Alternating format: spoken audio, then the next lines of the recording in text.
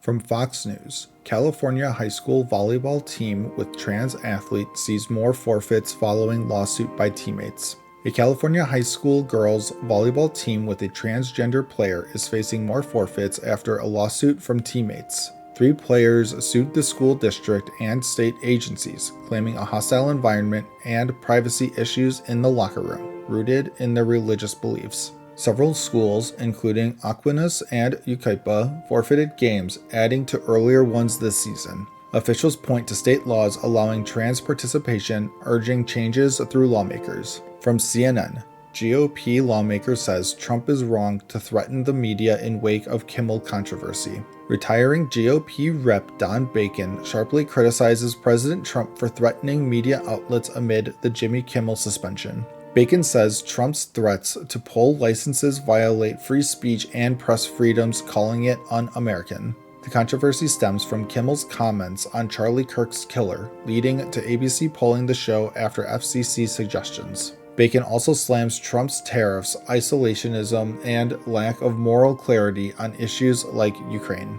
From the Wall Street Journal, in historic shift, UK, Australia, and Canada recognize a Palestinian state. In a historic move, the UK, Australia, and Canada recognize a Palestinian state amid frustration over Israel's Gaza war. Leaders aim to revive the two-state solution, citing ongoing settlements and Gaza's high death toll of over 65,000.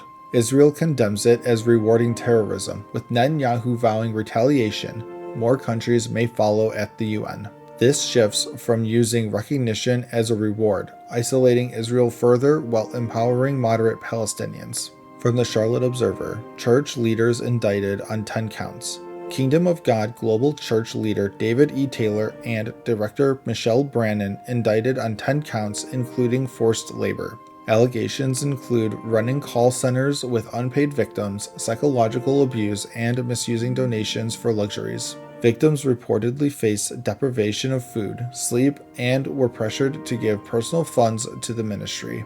DOJ and IRS call it a criminal enterprise disguised as religion, vowing justice against human trafficking. From the LA Times, after ICE raids surged this summer, calls to LAPD plummeted. Following surged ICE raids in LA this summer, calls to LAPD plummeted by 28% in the initial weeks. In a city with a third foreign-born residents, fears of deportation led to unreported crimes, especially domestic violence.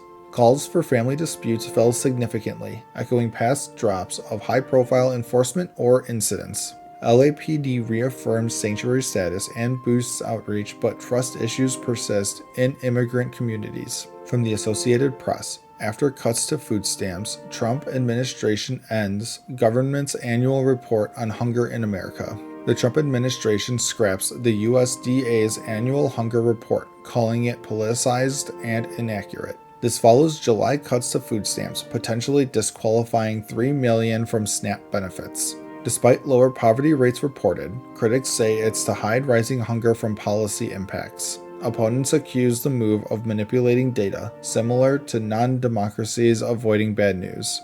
And as always, thank you for the like, comment, and subscription.